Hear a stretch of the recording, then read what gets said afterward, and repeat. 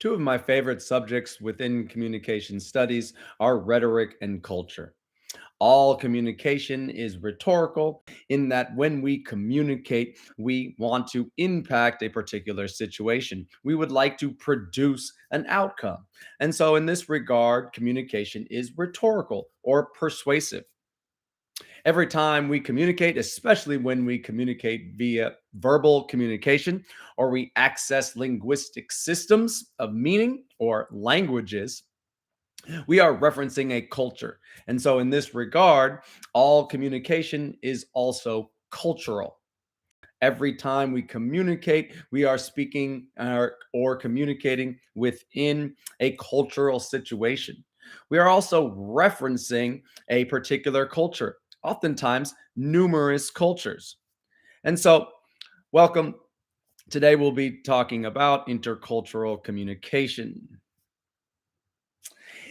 Culture is a way for us to understand ourselves as well as those around us. When we start to identify with particular groups, when we are born into certain group networks and structures, we come to understand ourselves. And so we are all also intersubjective beings, meaning that we are a particular subject, but we define ourselves in relation to other subjects, thus intersubjective. Very similar to intercultural.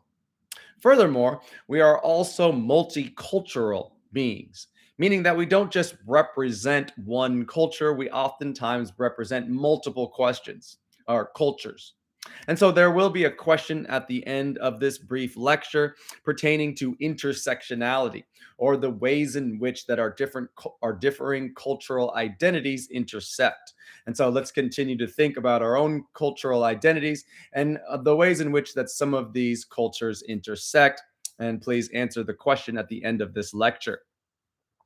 And so, how do we understand ourselves and how do we understand the world around us? We start to communicate with people interpersonally. When we start to deal with other cultures and larger groups, then we start to communicate interculturally. So you can see how those three subfields of communication studies intersect. And so the goal will be for us to understand and explain a little bit of our human cultural identity. You could easily look at this GIF and name three or four or five and even more cultures at work. I hear you see the word baller. I also see a fake gold chain with a money symbol. And so we might reference capitalist economic systems. We might reference the American dream and notions of success mixed with the blazer suit there. And then also kind of meme humor culture here. Once again, almost everything we say and do is cultural to a certain regard. 100. Keeping it 100. 100%. Right. And so to understand what this means, now written on the screen or written as a social media post or via a text message, is to reference certain cultural symbolic markers. And so very little is outside of culture. And so when we understand and explain human identity, now we can understand the ways in which people act and why they act the way they do. So this leads to our behavior and interaction in relationships and then also in group settings. Why did someone act the way that they did? Why did they respond in the way that they did? Why did you respond in the way that you did in any particular instance? Well, we can go back to certain cultural values and belief systems, norms of behavior, and begin to understand a little bit, not just the way how we acted, but how others act as well. And so, culture, culture is everything. I like to think that we are all kind of cultural bouncers standing at the doorway of an exclusive cultural club. And we let some people in and we block other people from entering. Unfortunately, you have belonging and group identity. But at the same time, As you allow certain folks to enter into your culture, you recognize that certain people are not in your culture. If we are in a classroom, those that are enrolled in the class are inside this culture, and everybody else is unfortunately outside of the culture. A university system might function very similarly. A nation full of citizens might function similarly. And so anytime you have group belonging or a culture, you have power, but then you also have exclusion. But we all have culture as an identity marker. And so when we see our cultures represented, especially when we see our cultures misrepresented, we become aware of this representation and we become critical of this representation. And so most of us represent or hold down our culture in some way. We also move through different cultural spaces with various levels of commitment.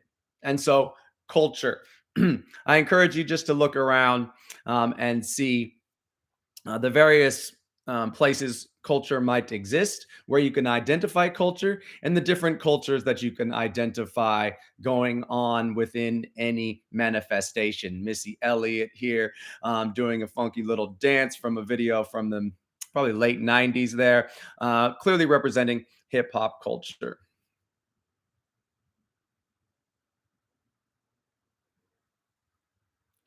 And so anytime you have a group, anytime that group has shared practices, norms, values, production efforts, you have a culture at work.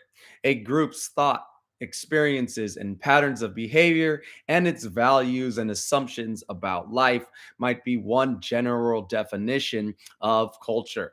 And so, anytime you have a group, anytime that group shares certain attributes, well, then most likely you will be able to identify a culture.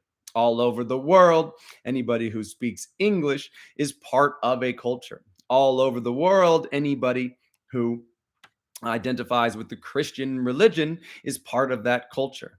All over the world, anybody who skateboards or surfs or watches romantic comedies or dresses in a certain way is part of those cultural groups.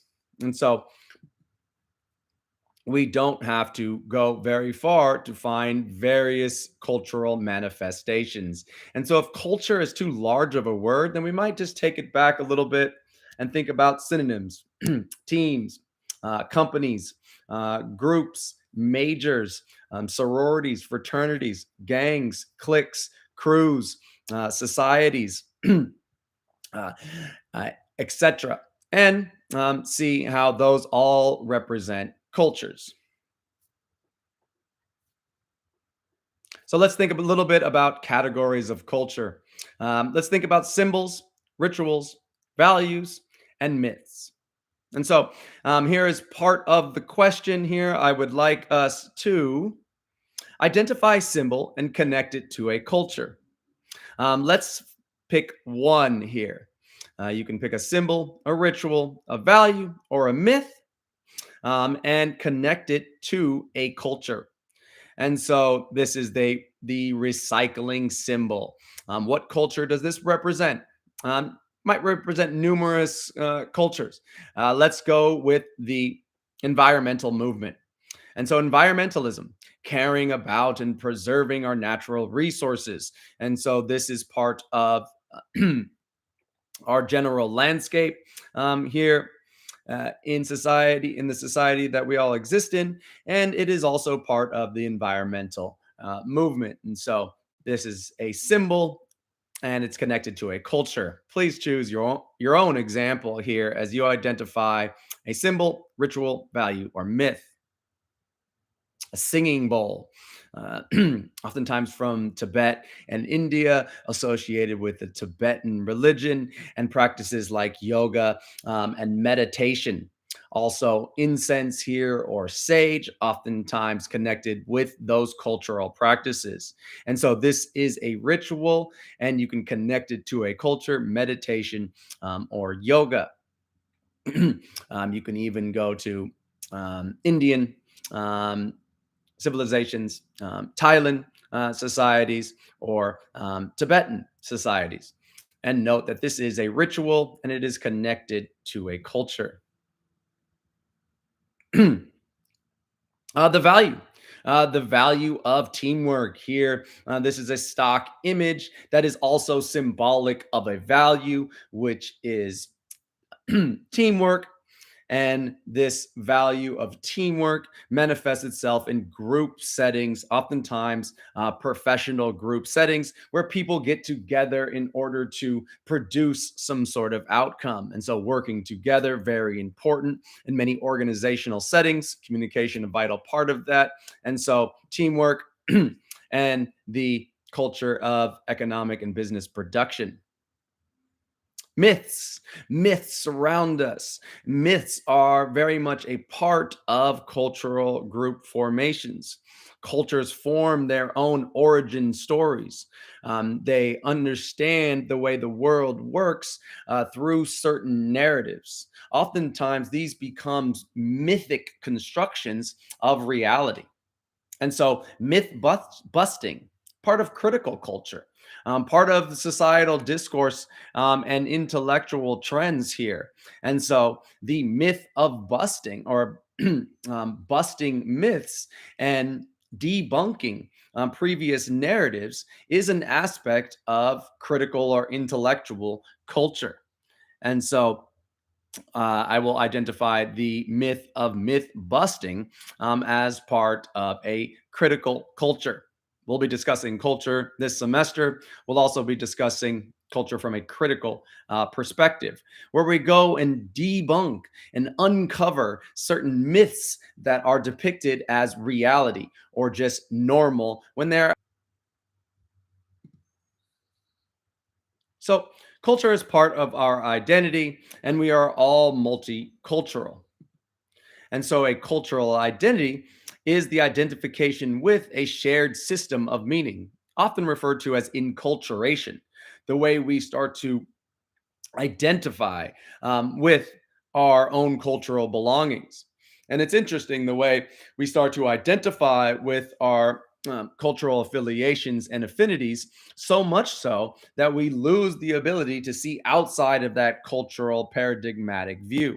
And so I encourage us to think about the ways we do this this semester. Think about how we uphold our cultures that we are a part of. We celebrate those cultural values, and then think about some of the times where our own cultural values clash with who we would like to become, or maybe some other cultural values that we are also a part of. And so, for our final question, I would like us to think about our own cultural constructions. We are all part of many cultures. Some of the large ones are ethnicity, nationality, age, class, and education. Those last three change or can change over time. Gender and race are not biological, but are social constructions. And so while we what might change a little bit in terms of these social constructions, society's notion of these mark identity markers will also shift and change. Why? Because they are not necessarily natural, like say age. They are social constructions based on the reification of social norms over history. Sexuality as well. And so I would like us to think about intersectionality, uh, somewhat of a buzzword lately. And this is the ways in which aspects of our identity intersect. And so oftentimes we refer to this as a subject positionality. You are a subject within the constellation of society, your nationality, your age, sexuality, gender, education, ethnicity, so on and so forth, all fall into some position within society. We'll talk about aspects of power in the future a little bit here. But all of us have a subject positionality. All of us are intersectional beings that are multicultural, and these different cultural affiliations and affinities intersect at certain points. And so, along with identifying a value, myth, or ritual or symbol, and connecting that to a culture, choose one. Let's also note and discuss how three aspects of our own cultural identity intersect. So, talking about ourselves and our own identity should be easy here, but also somewhat difficult as we start to unpack our own identities. Oftentimes, we sit and think, that's just me. I just am who I am, and I've always been this person. And we don't stop and think about how we are constructed by various social, cultural, and political forces within society. And so, how do these cultural affiliations clash or function in harmony within your life? Choose three and then just note how they intersect.